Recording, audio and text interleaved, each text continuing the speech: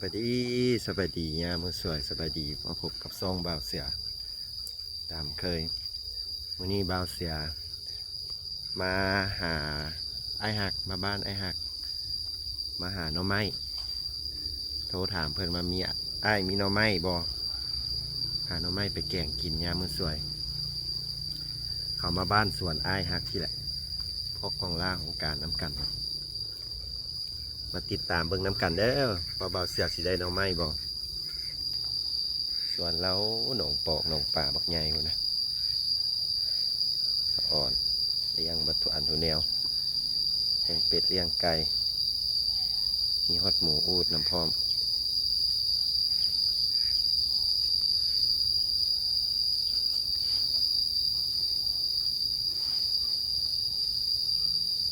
กบกระเลี้ยงน้ำพร้อมแล้วนี่แหละเกษตรอยู่อย่างแบบพอเพียง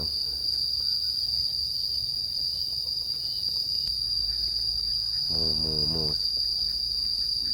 เลี้ยงฮอดหมูน้ำเป็นพวกมาแล้วมานอนแล้วพี่น้องให้นอนตะแกงแล้วมีอีกจอหนึ่งมาพวกเรา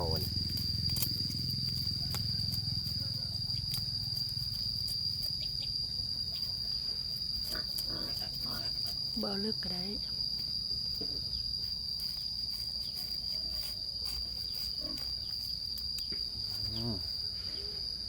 ใส่อีกจอหนึ่ง บ่มีเลยพุ่น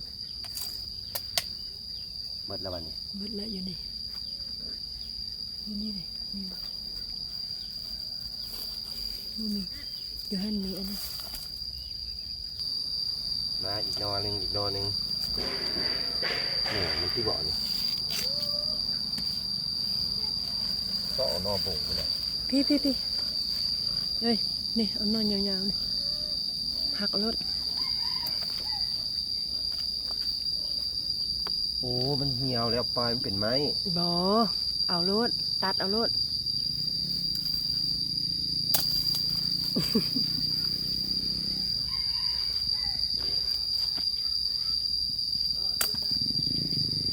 เหี่ยวมาพี่น้องมาหานอน้ำกัด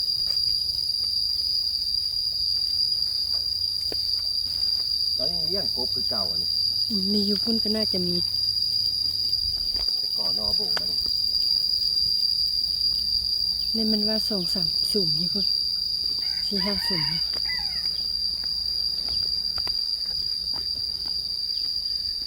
เป็ดเพิ่นกระหลายพี่น้อง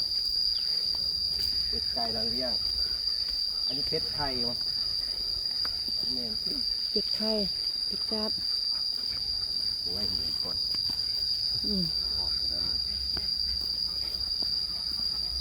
มารอรุ่นนำกันพี่น้องว่าสิได้น้อยบ่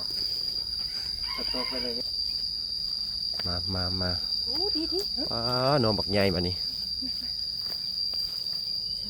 หนอบักใหญ่เลยอันนี้ ว้าบักหลายๆนี่ มันบ่ทันใหญ่เอาตัวนี้ก่อนว้าว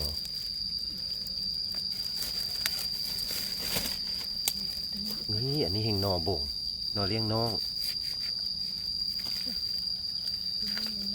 เจ้าของบ่อยู่มารักเอา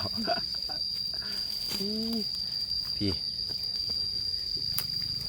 นี่นะป้าแห่งตลาดเหี่ยวก็ถึง เหี่ยวก็เอารถ นี่ มันก็ยังว่านอยาวก็มีตัดเอารถมัน นอแซ่บเลยพี่ ก็อย่าเอาแก้หลาย แก่ น้อยไอ้ถึงหั่นยาเนาะเอาไว้ให้มันยาวก่อน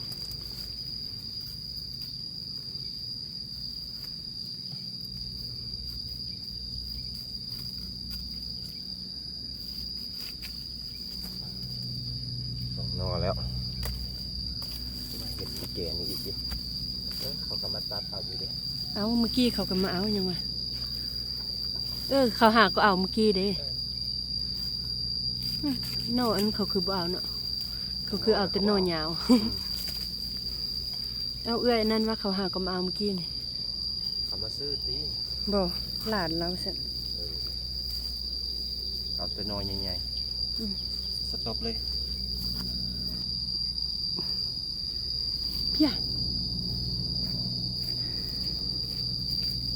อันนี้เราจะปล่อยเป็นไม้ บ่ตัดเอารวด งาบักใหญ่พี่น้อง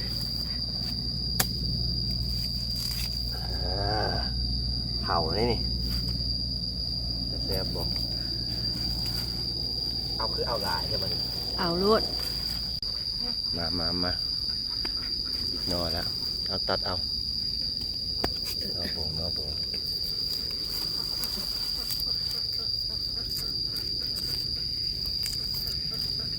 โน่นนี่ว่า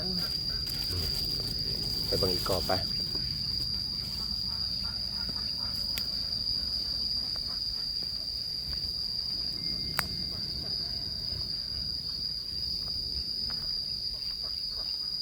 ตัดเอาเลยรถ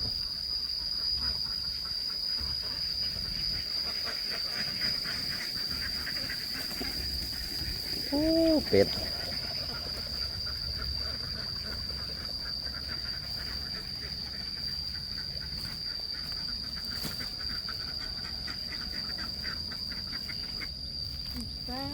คุณนะนอพี่น้องโอ้ทางในทางนอบักใหญ่เอาแต่นอใหญ่ซะ พูดอีกทีนึงมาเอาอีก ตัดเอาข้างในพี่นะโอ้คุณจะมุ่นไปยังไงเนาะ พี่นะนี่เอาอยู่พี่นะจะได้ มัน กิน น้อย น้อยสิมันแห้งหวานอืม ตัดเบิร์ดนี่คุณนะใหญ่เลย ว้าโถ มันน้อยเขาจะกินอย่างมัน เสียดายเนาะเอาไว้เอาอันตอนใหญ่เนาะ กินใหญ่ข้างในพี่เอาไปได้ ตัวอยู่ลุ่มตัวอยู่ในยังมีไอ้นึงอยู่ในหุ่นมันใหญ่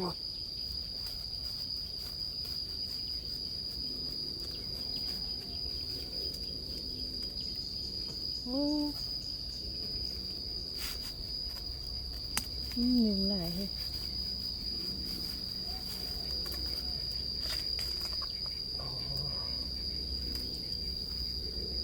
ใหญ่เลยอีกอันหนึงอยู่ไหนคุณนะ เอาไปได้ดอกเอาไอ้นี่อีก2 อันละพอ ซึ่งเก็บไว้ได้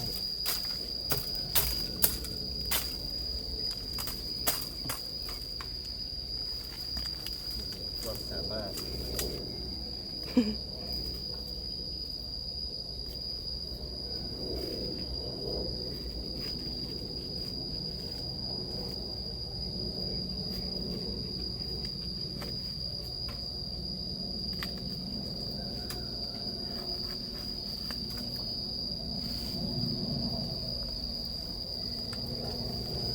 พอปะพอเนาะ พออย่าง พอแล้ว เอาไว้ทิศหน้าจังมาเอาอีก โอเคพอก่อนสอนหนองป่าหนองสระเรา หลายหนองขนาดอู้ยอดผักบง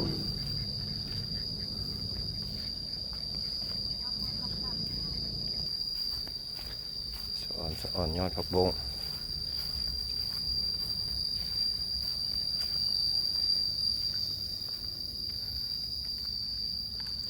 เอ้ายอดอันนี้ตัวนี้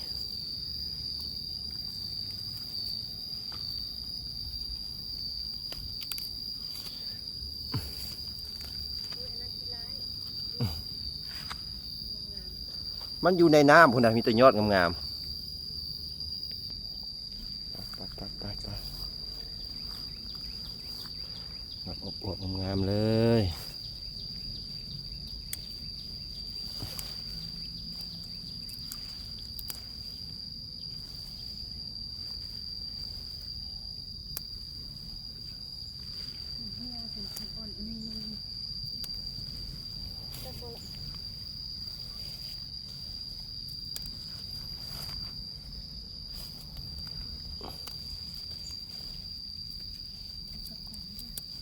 มีดินมีดอนแนวนี้เด้เนาะ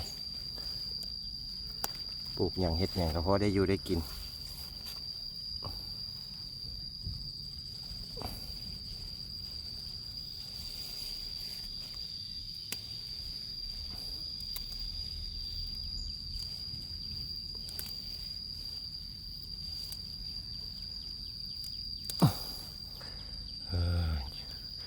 สะอ่อนสะอ่อนเป็นยอดงามๆอบอวบ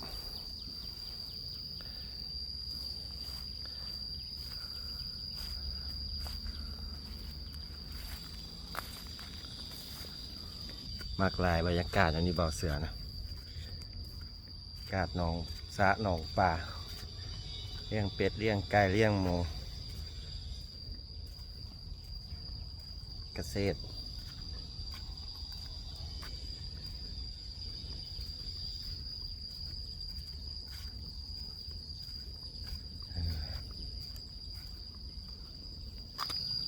มาปอกหน่อไม้นำกัน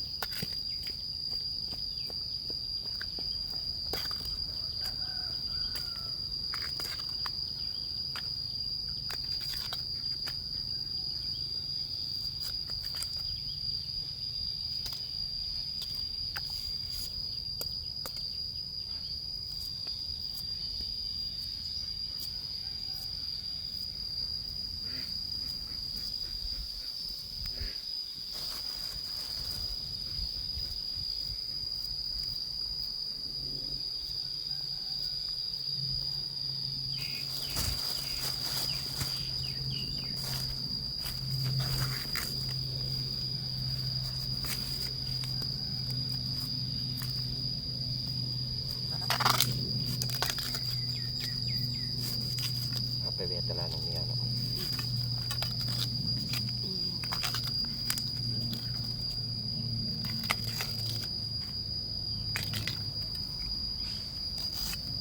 ใส่ดูกพร้อม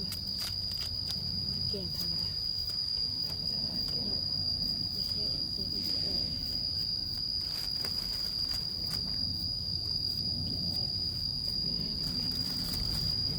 ลูกทุ่งลูกทุ่ง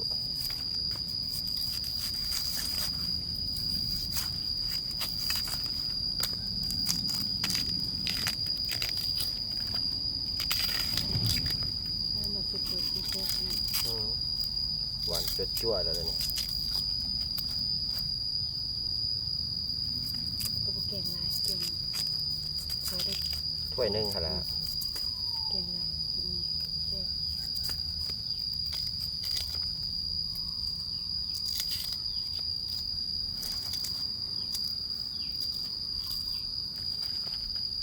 นี่เราเลี้ยงน้องมันเลี้ยงน้องกับแซ่บ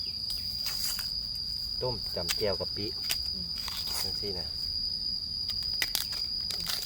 จำเจียวกับปีแซ่บเจียวเอามาสู้กับกินนี่แหละจำเจียวกับปีจามป้าแซ่บ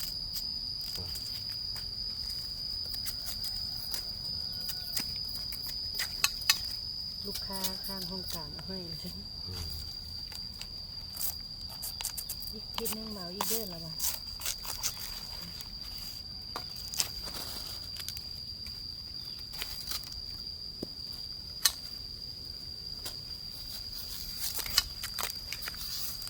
ครึมฟ้าครึมฝน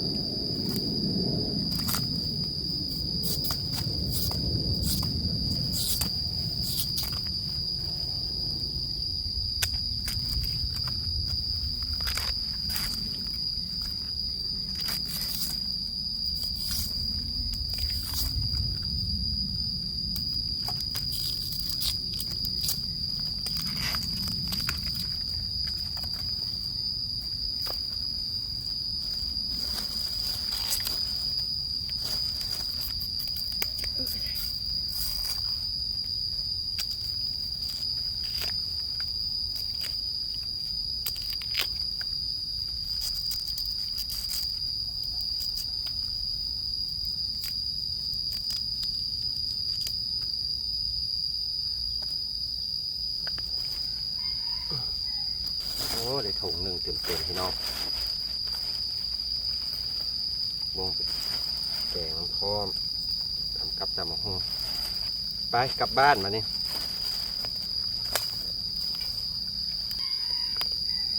ได้เต็มถุงละแล้วกลับบ้านกลับซองละซอกหาเครื่องแกงมานี่ตลาดตะลีตลาดซอกซื้อเครื่องแกงใส่หน่อไม้แกงหน่อไม้ตำมะฮุ่งกินยำมือสวย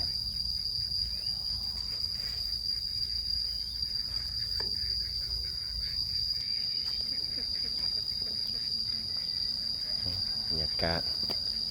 หนองเราเป็น5-6หนองได้อ้อมดินแล้วนี่หนองป่าลายนี่ทางเลี้ยงป่าเลี้ยงกบพอได้ขายอยู่ขายกินไอเดียแล้วดีไอฮักนี่แหละเฮ็ดเวียกอยู่น้ำกันแหละของล่าของการน้ำกันกบเรานะฟาร์มกบนี่นี่เอาตัวนี้นะ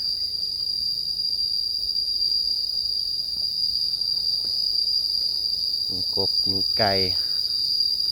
มีปลามีหมูครบทุกอัน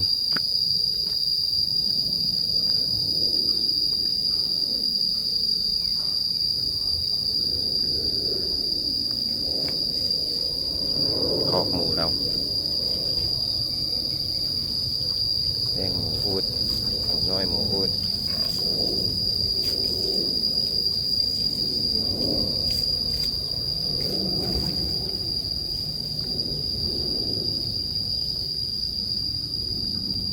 หายฮอด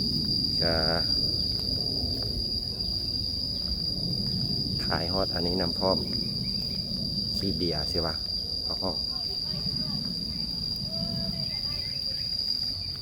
อย่านางเลยซะ ซื้ออยู่ตลาดเอาขี้เบียร์ใช่ปะ ตัวอยู่หันน่ะ